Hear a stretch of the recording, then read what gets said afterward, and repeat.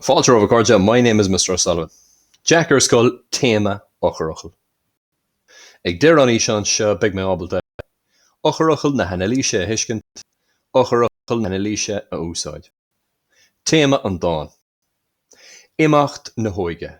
The brevity of youth. Téama an dáin. Theme of the poem. Sa dáin seo. In this poem. Búlamíd le Jack. We meet Jack. Buchel sé blinadís, a 6-year-old boy. Gasúr, child.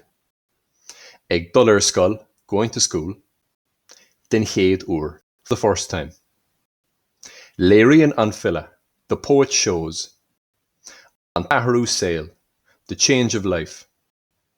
Maffer, metaphor. Ganamh na trá, sand of the beach. Four, autumn. Sail Jack, Jack's life.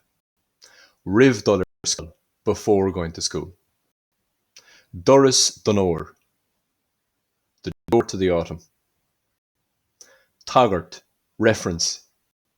Sail na Scoile, school life.